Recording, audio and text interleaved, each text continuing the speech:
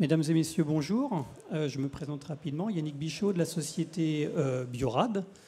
Je vais vous présenter cet après-midi un sujet qui n'est pas forcément très simple, puisqu'on va parler des pathogènes et des contaminations en agroalimentaire. Je vais tout d'abord présenter brièvement la société Biorad, qui est une société américaine qui a été fondée par deux biochimistes de formation, David et Alice Schwartz, dans la baie de San Francisco, en Californie, qui est toujours localisée, et qui est spécialisée dans les sciences de la vie et le diagnostic clinique. On peut d'ailleurs citer la participation donc, de Biorad dans la pandémie liée au Covid-19 par notamment des tests PCR et des tests immunologiques de détection rapide, et également des tests assez novateurs de digital droplet pour quantifier les virus dans les eaux usées notamment. La société Biorad, c'est donc un peu plus de 65 ans d'existence maintenant, un chiffre d'affaires qui s'établit en 2020 à 2,5 milliards de dollars, excusez-moi, on est aux États-Unis, et avec un petit peu plus de 7800 collaborateurs à travers le monde, répartis donc sur les 5 continents, dans 36 pays en tout, et avec une base client qui s'établit aux alentours un petit peu supérieure à 10 000 clients, donc encore une fois dans les laboratoires essentiellement, laboratoires de diagnostic, mais aussi laboratoires de recherche, et tout ce qui touche aux sciences de la vie. Si on aborde maintenant la partie agroalimentaire plus précisément, que je représente aujourd'hui, donc la division Food Science, donc les sciences des aliments, c'est une division qui est basée en France. On connaît l'attachement des Français à l'alimentation, à la bonne alimentation. Donc voilà, cette division est basée en France, à Marne-la-Coquette, donc dans les Hauts-de-Seine, et qui a émergé au début des années 2000 suite à la première grande crise, une des premières grandes crises de l'agroalimentaire, qui était liée donc à la vache folle, maladie à prions, une maladie un petit peu spéciale, qui n'est pas une maladie conventionnelle. Également quelque chose que je n'ai pas cité à Marne-la-Coquette, ça se situe dans les locaux historiques de Pasteur, donc, où Louis Pasteur a terminé sa carrière, si on peut le dire ainsi. Donc Biorad est toujours situé sur ces locaux historiques et c'est issu du rachat en 1999 de la branche diagnostic de Sanofi. Donc la division Food Science est spécialisée dans la microbiologie alimentaire pour la détection, le dénombrement des bactéries et des pathogènes dans les aliments et aussi dans les eaux. Biorad, une des particularités, produit et commercialise l'ensemble de la ligne de production d'analyse, que ce soit les réactifs, les machines et les logiciels. Donc ça permet une très bonne maîtrise de l'ensemble de la ligne, puisqu'on ne fait pas appel à des sociétés extérieures, par exemple, pour produire les matériels d'amplification PCR, puisqu'on les produit nous-mêmes dans des usines en Asie. Les pathogènes en agroalimentaire. Alors, je ne vais pas vous détailler tout, ça serait un petit peu trop long, mais quelques chiffres. Alors, au niveau mondial, quand on parle de contamination alimentaire, on parle d'un danger lié à la consommation d'aliments, donc danger le plus souvent lié à des micro-organismes. Ça peut être aussi des dangers liés à des agents de contamination chimique, mais là, on va parler plus particulièrement de microbiologie. Qui peuvent causer des maladies bénignes, le plus souvent bénignes, et heureusement, telles des diarrhées, des vomissements, ce genre de choses, de désagréments, mais aussi des maladies beaucoup plus graves qui peuvent aller jusqu'à la mort du patient, cancer ou autre. Et on estime que chaque année, environ 600 millions de personnes tombent malades liées à une contamination agroalimentaire, ce qui représente environ 1/10 de la population mondiale. Donc une personne sur 10 au niveau mondial tombe malade tous les ans liée à une consommation d'aliments contaminés. Ça représente aussi un certain nombre d'années de vie qui est comptabilisé au niveau de la FAO, perdu pour l'humanité. Et aussi un autre aspect, c'est l'aspect économique, puisqu'on estime à 110 milliards de dollars la perte économique liée à ces contaminations microbiologiques, à la fois par les soins, les frais médicaux que ça va engendrer pour soigner les malades, mais aussi par la perte économique, puisque quand on est malade, généralement, on arrête de travailler et donc on engendre une perte économique substantielle. Alors ces contaminants alimentaires, quels sont-ils ? Les principaux vont être les bactéries, donc des organismes unicellulaires qui vont pouvoir se retrouver dans les aliments finis, dans le produit fini, Alors fort heureusement, la plupart sont complètement inoffensifs. Il y en a, et nos amis boulangers vont d'ailleurs pouvoir le confirmer, qui sont très utiles à l'agroalimentaire, pour les parties fermentation notamment. Mais on a une petite partie aussi qui est pathogène et donc va créer des maladies chez l'homme.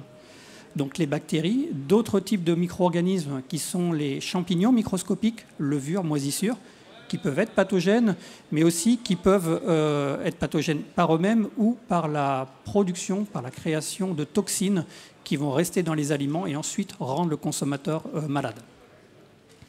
On peut citer aussi les virus, hépatite A, norovirus, qu'on retrouve dans les fruits de mer ou dans les fruits frais, dans les fruits végétaux, et qui peuvent être source de contamination. Et enfin, les parasites, qui sont des organismes un petit peu plus gros, pluricellulaires, qu'on va retrouver aussi, par exemple, là on a une belle photo de trichine qu'on retrouve dans la viande de porc, mal cuite. Alors généralement, ces pathogènes sont complètement inoffensifs une fois les traitements, soit physiques de chauffage ou les traitements chimiques ou la radiation des aliments, ils disparaissent complètement. Au niveau de la surveillance européenne, donc l'Europe a mis en place un programme de surveillance et de statistiques pour regrouper un petit peu et suivre les principaux pathogènes qui vont être à l'origine des maladies humaines. Donc on voit le premier, Campylobacter, donc, qui est une bactérie qu'on retrouve essentiellement au niveau des élevages de poulets, les élevages avicoles, dans la viande de poulet, notamment mal cuite. Donc d'ailleurs, je vous invite en cette saison à bien faire attention quand vous faites vos barbecues, à bien cuire vos viandes et à changer vos ustensiles entre ceux qui ont servi à prendre la viande crue et ceux qui serviront à prendre la viande cuite pour éviter tout désagrément le lendemain ou le surlendemain. Donc Campylobacter, qui est le premier, et ensuite Salmonella. Donc ces données ne sont pas là juste pour faire beau. Elles servent aussi au niveau européen à établir de nouveaux règlements, de nouveaux critères lorsque cela est nécessaire, puisqu'on est dans un monde microbiologique dynamique où certains micro-organismes émergent, et notamment suite à tous les réchauffements climatiques. On peut prendre des exemples au niveau des fruits de mer, où on a des bactéries qu'on retrouve de plus en plus dans ce type d'aliments liés au réchauffement climatique, des bactéries qui étaient typiquement retrouvées dans des zones tropicales, qu'on retrouve de plus en plus maintenant au niveau du sud de l'Europe, et qui créent un nouveau risque, si vous voulez, au niveau de la consommation donc de ces fruits de mer. Donc cette épidémiologie sert à faire de l'épidémiologie de la statistique, mais aussi à mettre en place des règles et des règlements au niveau européen. Alors ces règlements, quels sont-ils? Je ne vais pas vous les détailler. Il y a différents étages dans la fusée, si je puis m'exprimer ainsi. Le premier, c'est, on va dire, les grandes règles, les bases, la philosophie de la sécurité alimentaire, qui consiste à dire qu'en gros, un industriel, lorsqu'il produit un aliment, cet aliment doit être sain et ne pas rendre malade le consommateur. Donc on va dire que c'est assez basique, mais il faut l'écrire. Le deuxième niveau décrit un petit peu plus en détail les règles d'hygiène, comment les aliments doivent être produits, dans quelles conditions d'hygiène. Et ce qui va nous intéresser un petit peu plus, c'est le troisième niveau, en bleu tout en haut, le C2073 de 2005, qui lui décrit les critères microbiologiques. Donc, quels sont les critères qui font qu'un aliment, avant d'être commercialisé, va être accepté ou refusé en termes de contaminants? Quel va être le plan d'échantillonnage de mon lot, combien d'échantillons, quelle est la taille des échantillons que je vais devoir contrôler, et aussi quelle méthode je vais devoir utiliser au niveau du laboratoire de contrôle pour détecter ces potentiels pathogènes. Alors, au niveau des méthodes, la 2073-2005 décrit des méthodes de référence qui sont pour la plupart des méthodes ISO, donc décrites dans l'Organisation internationale de normalisation, de standardisation, qui sont des bonnes méthodes, qui sont des méthodes sensibles, universelles, consensuelles, qui présentent une bonne sensibilité pour la maîtrise du risque microbiologique, mais qui présentent plusieurs désavantages, et notamment celui du temps de rendu de résultat. Souvent, le temps de rendu de résultat, on est en microbiologie, il faut plusieurs jours pour pouvoir amplifier la cible, la détecter et rendre un résultat positif. Donc, parfois, ces temps de rendu de résultats sont incompatibles avec les contraintes des industriels lorsqu'ils souhaitent mettre très rapidement sur le marché leurs denrées alimentaires, et notamment quand ce sont des denrées alimentaires à faible durée de vie. Contraintes de temps et contraintes économiques, ce sont des méthodes efficaces, mais qui demandent pas mal de main-d'œuvre pour être mises en œuvre, et pas mal de réactifs dans le laboratoire, que ce soit au niveau des bouillons d'enrichissement ou des géloses de détection ou des méthodes de confirmation. C'est toujours un petit peu lourd. Donc il y a aussi un coût généré par tous ces réactifs qu'il faut bien maîtriser au niveau du laboratoire de contrôle. Alors, je vous ai parlé du règlement européen qui décrivait les méthodes de référence, les méthodes ISO, mais ce règlement européen permet aussi l'utilisation de méthodes qu'on appelle des méthodes alternatives, donc alternatives à une référence, alternatives à une ISO. Ces méthodes alternatives, pour être reconnues, elles doivent être validées par un tierce party, par un organisme compétent et indépendant.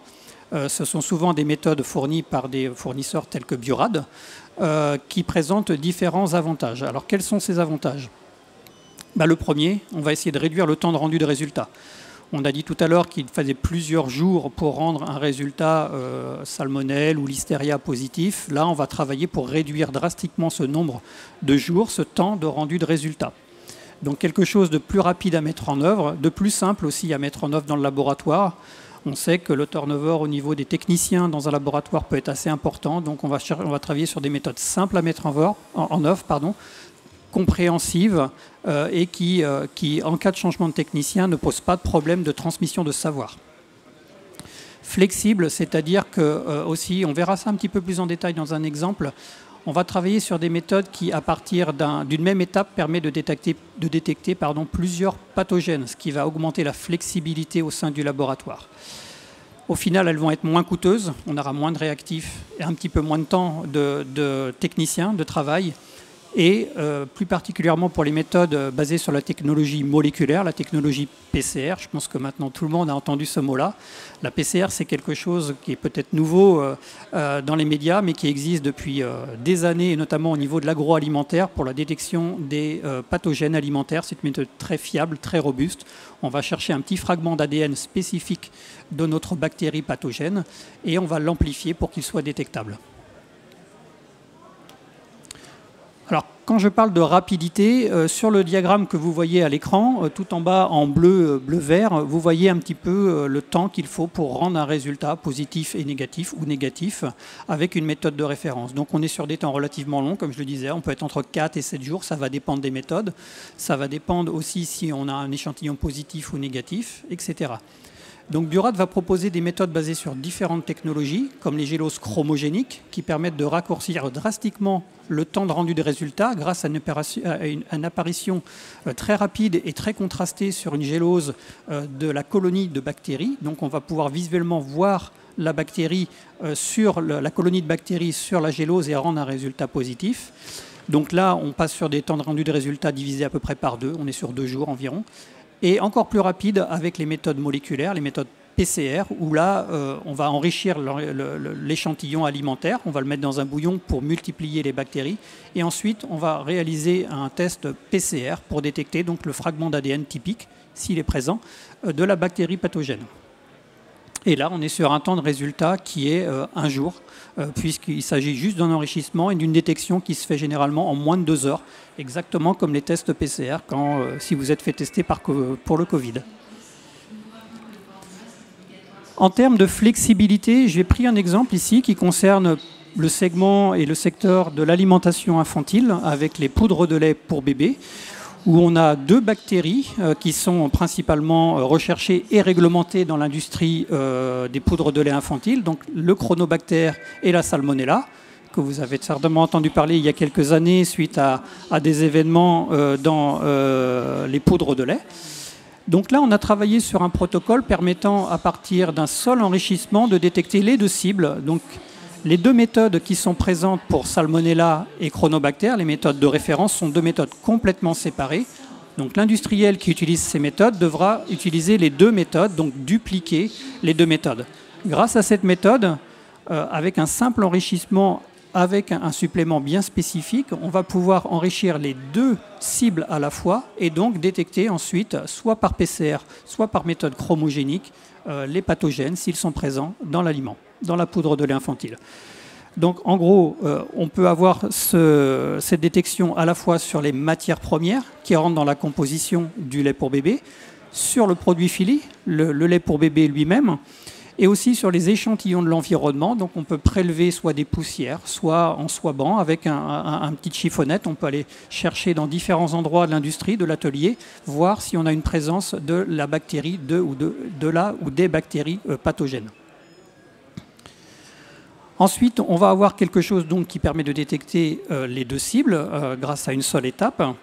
Et en cas de positif, c'est réglementaire, il faut confirmer le résultat. Et là aussi, on a travaillé sur une confirmation simplifiée, c'est-à-dire que lorsque vous avez un échantillon détecté positif par PCR, vous pouvez repartir de votre échantillon, du même enrichissement, et le confirmer avec une autre méthode, donc avec une méthode chromogénique par exemple.